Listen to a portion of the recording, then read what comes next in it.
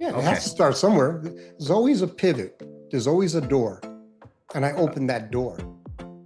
Today's guest is Ken Miller, an entrepreneur, author, speaker, and coach whose journey spans from Ivy League success to unimaginable adversity and ultimately to building a multi-million-dollar business empire across multiple countries. Ken's story is one of true resilience, from being adopted after years in foster care to attending Dartmouth to facing homelessness and drug addiction, and finally reinventing himself as a thriving business owner and inspiring mentor. In this episode, Ken opens up about his dramatic life twists, from his darkest days in addiction to discovering hope behind prison walls, and how he rebuilt his life step by step. We dive into his practical strategies for overcoming setbacks, the role of truth and mentoring in resilience, and how he now helps others achieve transformation through business coaching and giving back to the community. Whether you're an entrepreneur facing a rough patch or someone seeking inspiration, Ken's hard-won wisdom and infectious drive will leave you motivated to take on any challenge. As always, if you found value from this content, please like and subscribe. All right, Ken Miller, welcome to Beyond Fulfillment. Thank you, Dave. I'm looking forward to the conversation. Yes, sir. We're glad you took the time to be here, and we are looking forward to this conversation as well. So, Ken, you are a author, speaker, entrepreneur, employer, property owner, employer in multiple countries. Very, very successful, just looking at your resume and what you've built. But you've got quite an interesting story and life journey that took some very dramatic twists and turns. So can you just give our audience your backstory? Yeah, I love the word dramatic. It was melodramatic. There was a horror movie in there. It was some love in there too, but definitely some drama in my story. Very simply, my name is Ken Miller, and I live in Bellingham, Washington now. I'm 62 years old. 1962, my mother was a white teenage runaway in New York City. And she met my father, who was a pimp and drug dealer. And I'm the byproduct of that relationship. She put me up for adoption at birth, and I did the next 6 years as a foster child, so in and out of foster care. I was adopted by Irene and Sam Miller at age 6. And at that time, which was really interesting, I couldn't read, I couldn't write, I couldn't tell time, I couldn't even tie my shoes. True story. And that first summer, my mother taught me. I talk about my foster mother, really my adoptive mother. Let me make sure I say that correctly. Taught me how to read, and I fell in love with reading. And by second grade, I was reading at the sixth grade level. Then you could say I was precocious. At age 12, I moved to Alaska. I loved academics. And by age 17, I was a National Merit Scholar. I was accepted to Harvard. I went to Dartmouth and got my degree from Dartmouth College, Ivy League. I got out of Dartmouth. I always tell people, with a degree in fraternity, with a minor in drinking. That was my degree, okay, coming out of Dartmouth. And I went into the corporate world for a couple of years. I was with Kodak. I was with 3M. I looked good. I smelled good. I talked well, and did well. I remember 1986. That was my second year, really my first full year in the corporate world. I was making $50,000 a year, which in 1986 was a lot of money for a 22-year-old. And unfortunately, after a couple of years, I relapsed. And I was to spend the next 26 years homeless, in and out of treatment centers, homeless, jails, prisons. I'm a 3-time convicted felon. And in 2004, I was arrested for sales of a controlled substance, a $10 rock of crack cocaine, and I was sentenced to 6 years in the penitentiary, Nevada State Penitentiary. I did 3, a little over 3. I got out and had no skills because I hadn't done anything legal for many, many years.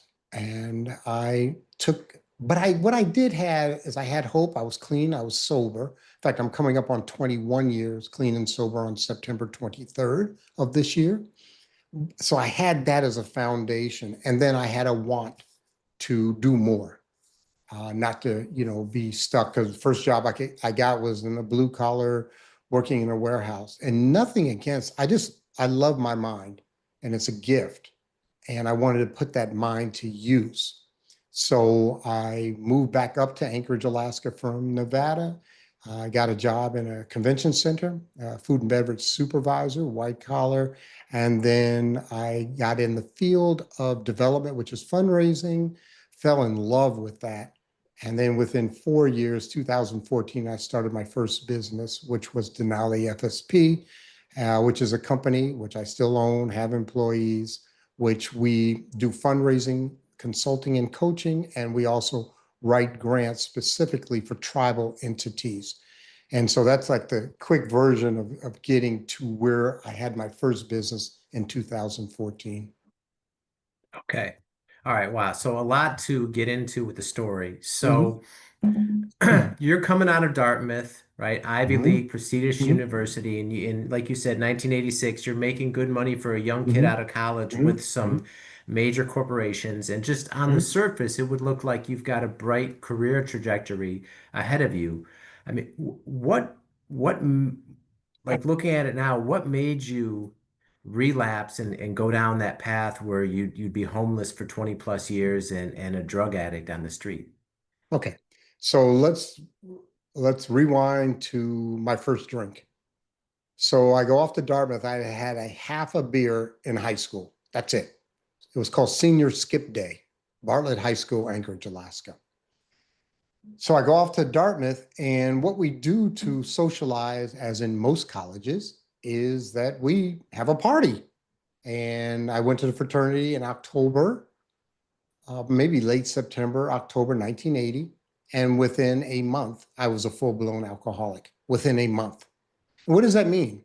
Very simply means without any certainty, I cannot control the amount I drink once I start drinking, period.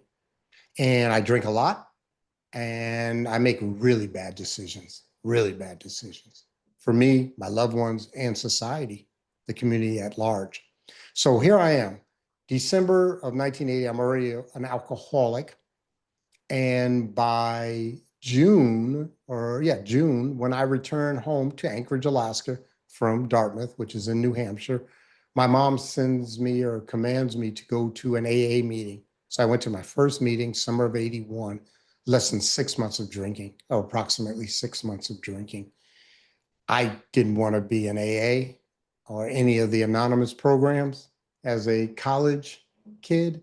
And so I just floundered through college, joined a fraternity, and drank a lot.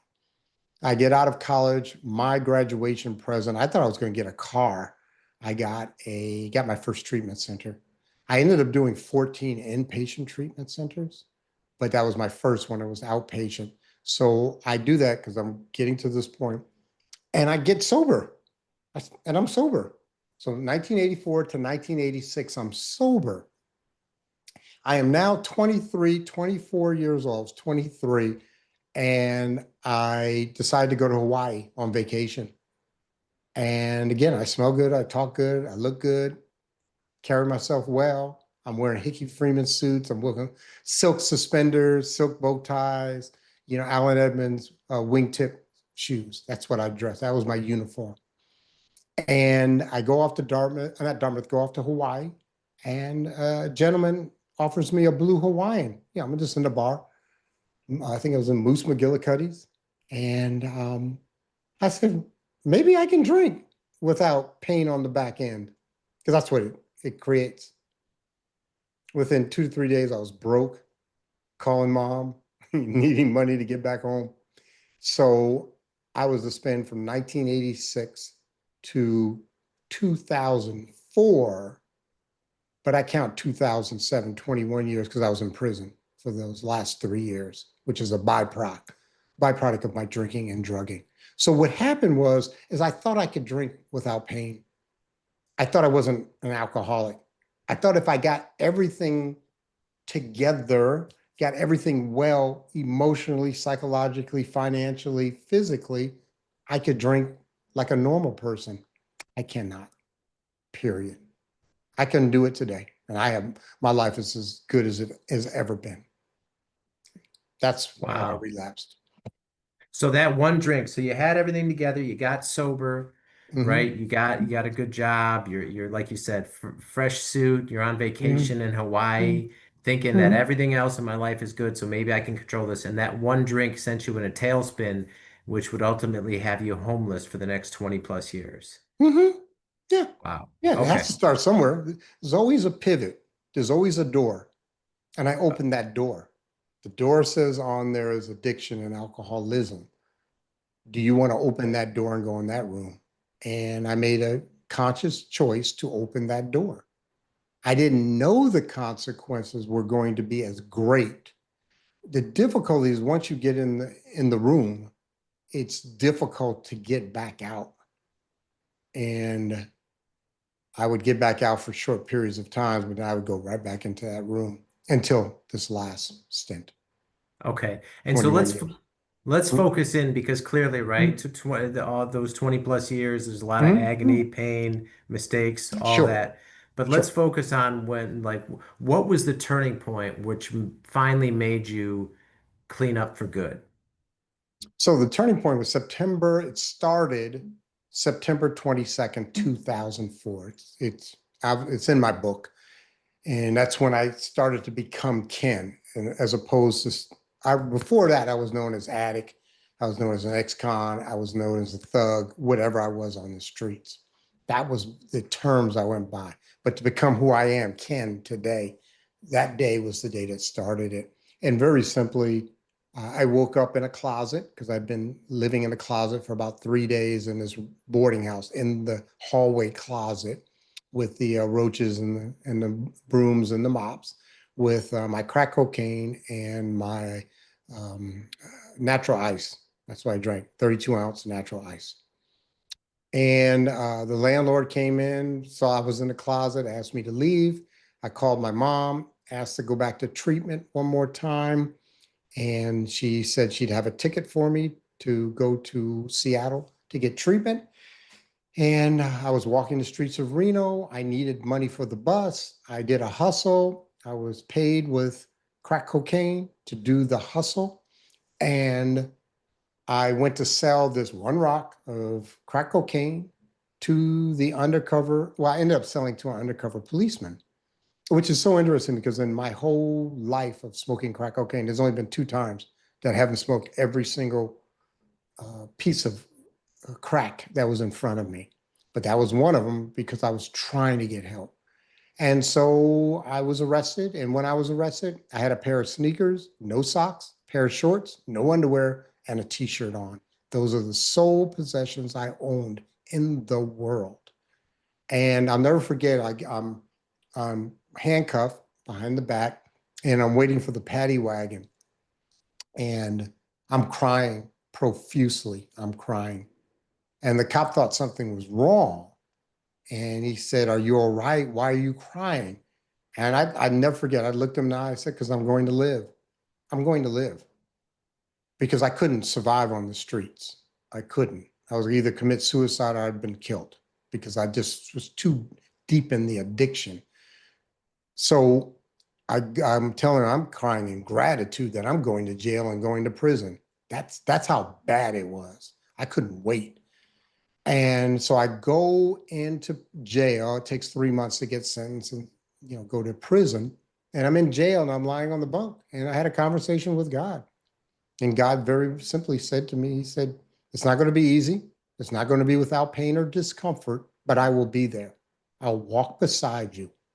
And ever since then, I haven't wanted to use, there's a lot of things I had to grow, a lot of things I had to do to be the person I am today. But I'm in good. I'm in good. And again, I haven't picked up volitionally any mind altering substance in 21 years. Okay. All right. So incredible, right? That you're such Mhm. rock bottom that you're crying in Mhm. gratitude that you actually are going to get to go to prison because that saved you. So I've never heard that before, but that's incredible. So now you do your time, you get out, Mhm. and like you said, you had no skills. You've been a homeless drug addict for the past 20 years. And I'm clearly you had, I'm sure, some ambition, some goals, some things you wanted to do to put your life back together. How did you go about the process once you got out? And how did you transform for Right. that version of Ken to where you are today? Okay, it starts in prison. So let's go back there. So I've been sentenced to 6 years, and the way they do it, they call indeterminate sentencing. So and this is very, if you ever hear people get sentenced, always listen for this. In the real world, real life, you get sentenced to months. You never get sentenced to years. It's months. So they'll say something like 16 to 72. So I was sentenced to 16 to 72. That means the minimum amount of time I have to do in prison is 16 months. The maximum is 6 years. Well, I got what they call dumped on parole. So I ended up doing almost 3 years. So I go into prison. I said, if I am the same person coming out of prison that I am going in, because I've been here twice before, then I'm going to have the same results. So I had to work on the physical, the intellectual, the emotional, and the spiritual. Those 4 areas of my life. And this is for all the listeners. You have to do an audit of your life. If you find that you're being held back or you're not achieving the successes that you, or the dreams or the aspirations that you want, do the audit. That's the first thing I would always say to people: do an audit of self. Okay. So I went in there, and let's just go through real quick. Physical, I came in there 165. I'm 205 this morning. I came in at 165 because what we call it, we don't eat. When you're on crack cocaine or methamphetamines, you don't eat. That's why they're skinny. Okay. Because you lose your appetite. You literally lose appetite. So, and plus I had no strength. So anyway, I started lifting weights, and I ended up setting a record on the yard. I did a deadlift of 518 at 198 pounds. I got really strong. Okay, so we took care of that. So I'm lifting 4 or 5 days a week. What else are you got to do? Next thing is intellectual. I literally would read a paragraph in a book, and by the time I got to the last sentence in the paragraph, I couldn't tell you what the first sentence said. Couldn't even remember, because I wasn't using that part of the brain. My vocabulary had shrunk. I had about 100 words I used on the streets. Probably 20%, 30% I cannot use on this podcast. That's my vocabulary from the streets. So I went and started reading. One year I read 160 books. 160 books. What else you got to do? All I got is time. That's all I got. And I read nonfiction predominantly. I did read a lot of Dean Koontz. Okay, so that takes care of the intellectual. Probably the two most important are the emotional and the spiritual. So I went to counseling, and I talked about my secrets to the counselor. I'll never forget asking her. I said, how many people are in your caseload? And there's 1,100 men on the yard. And she wasn't really supposed to answer that. She's a civilian. And we had built a relationship, that we were talking. And she said, two. It's free counseling. And I went to counseling for the whole time I was down. I went to a drug program for a year in there. But anyway, my key thing was taking away the power of the negative secret, because I had some secrets that I didn't want anybody to know about. And that was killing me. And so I dealt with that. And then I did the spiritual. I tried Muslim, I tried Christian, I tried just reading the Bible. But the key thing I got out of me, and I do have a God today. I call it God. It's something, but it modifies my behavior, because I run certain decisions by God first to see what is the next indicated correct thing to do, not the one that's going to cause me the least amount of discomfort or bring me the most pleasure, because that's self-will.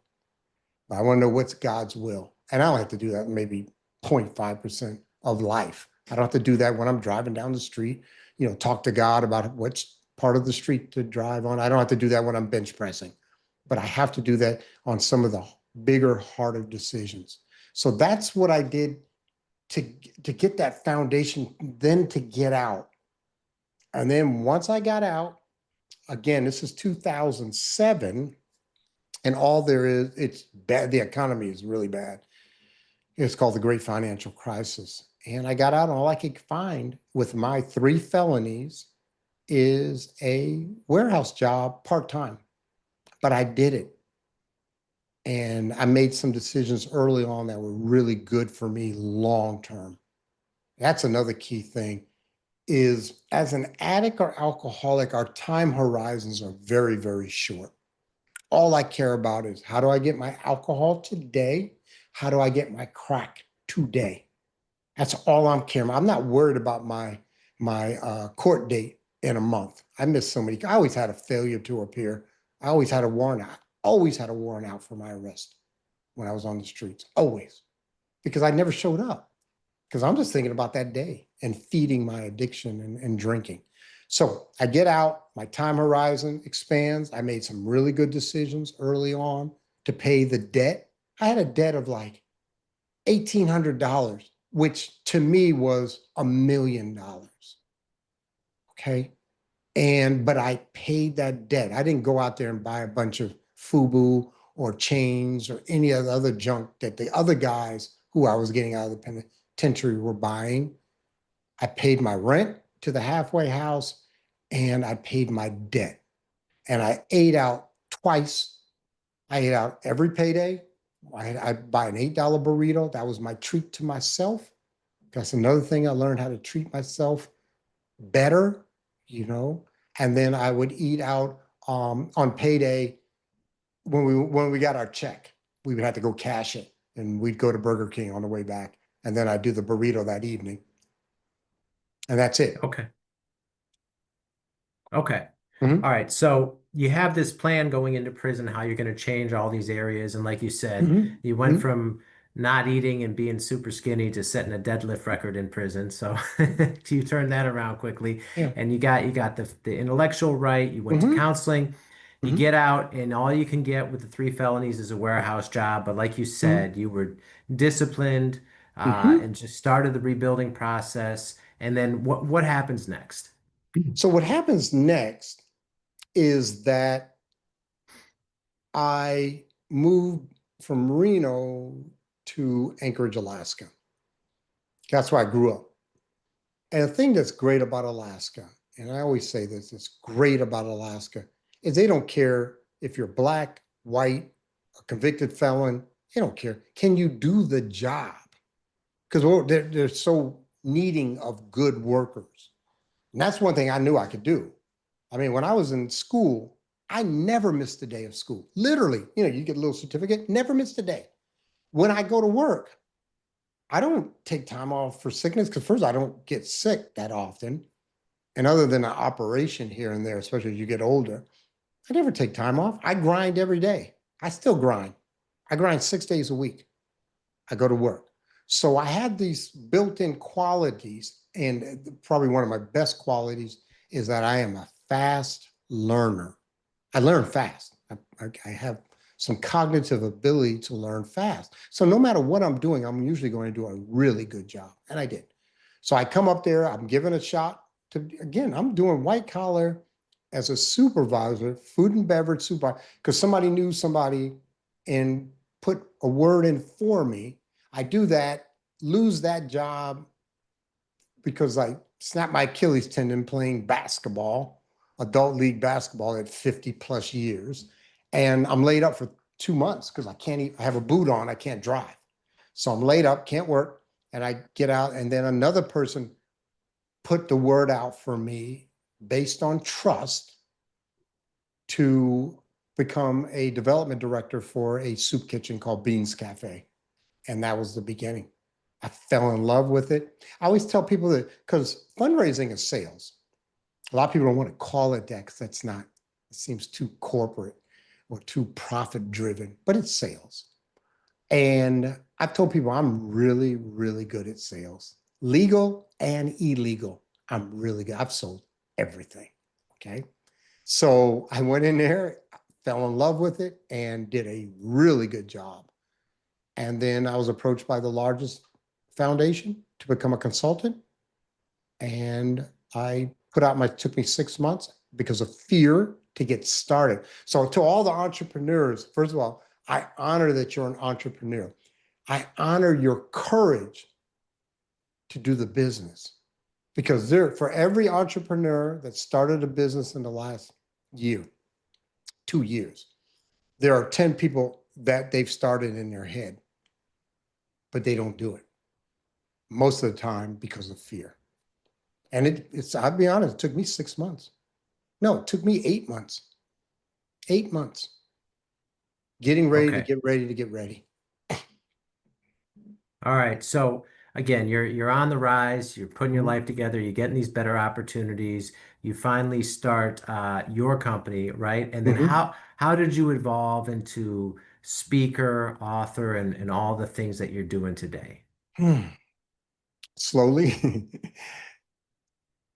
the the process, I have to speak to each of them. So speaking, I love to teach. I love to teach. I love to impart knowledge that will help another individual to obtain proficiency or success, or what we call efficacy. So I'd been in fundraising probably a year and a half, and I started teaching fundraising. And in the beginning, it was just one or two classes. Now I have like 16 different classes I teach. I'm teaching next week 5 times in 4 different cities. I fly around the country and I teach. Okay. That's teaching. Those are what we call breakouts. And remember, then I became a consultant. I'm a coach. Then someone asked me, they said, "You have a great story. Would you would you be open to being our keynote?" And I'm like, "What's a keynote?" Because I was just teaching classes and doing workshops. And they explained to them, I said, "Sure, I'll go up there and tell my story. And it's my story." And so I started doing keynotes and plenaries. There's usually a morning plenary, there's a closing plenary, and there's a lunchtime keynote.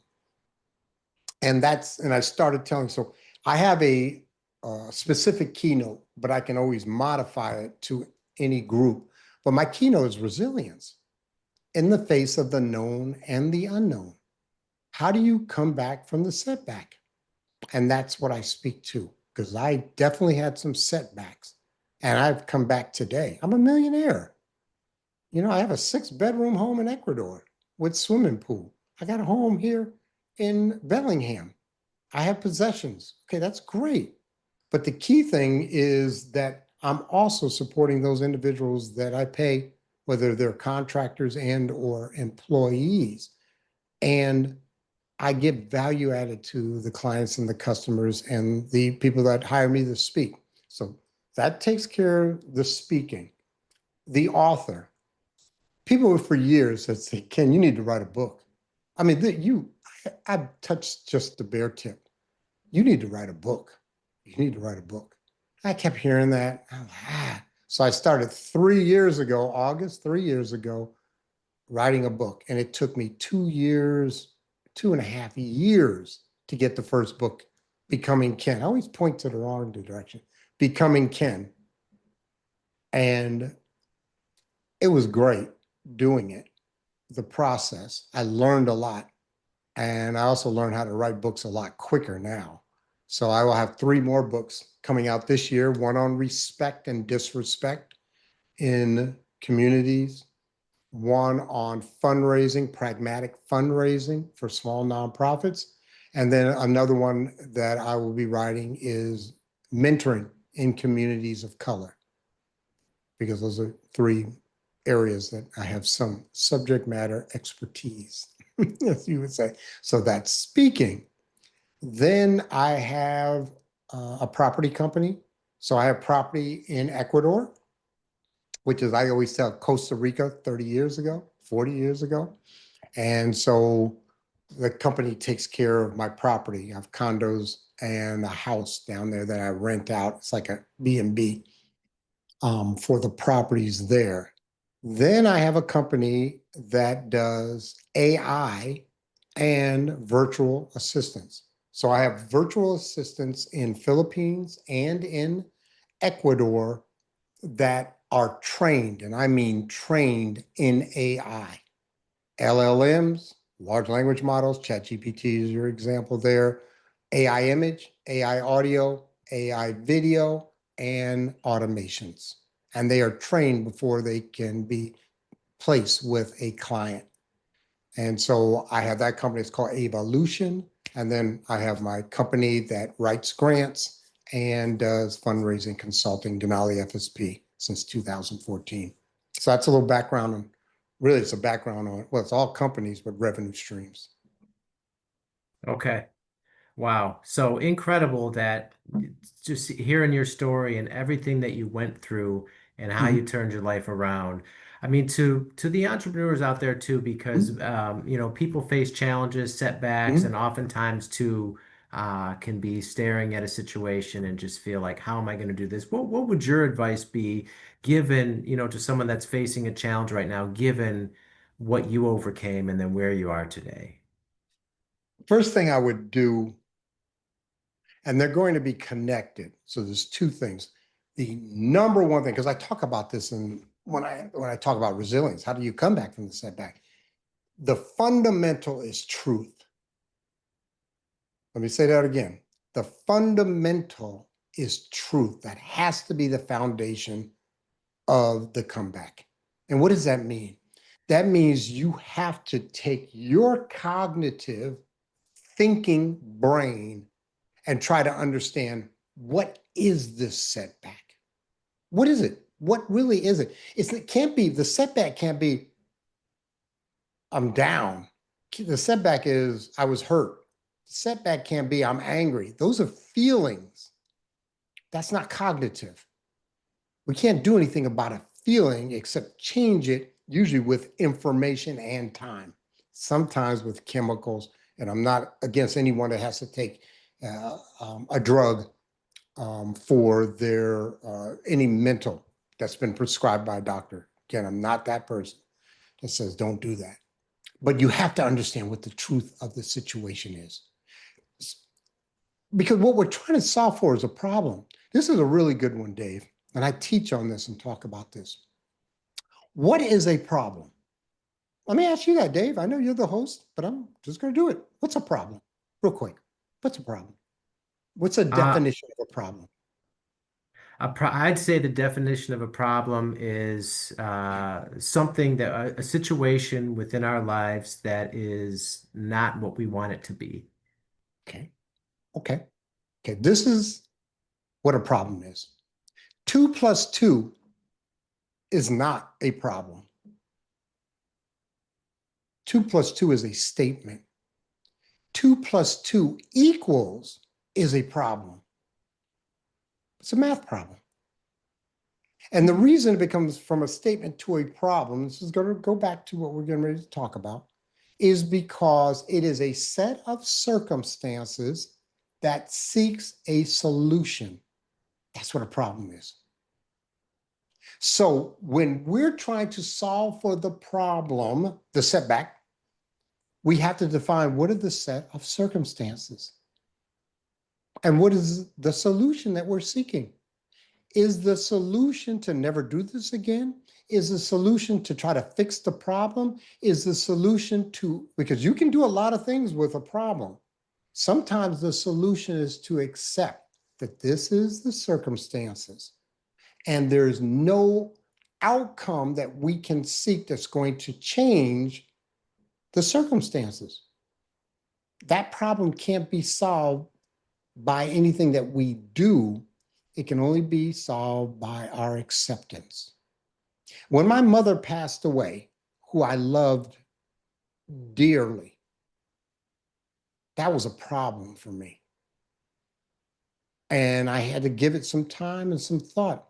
And my only solution is to accept that that's God's will or that's truth. And let's move on, Ken. You can't turn to her for counsel. You can't turn to her for emotional support. Let's look for other people to do that. Okay, so that's number one.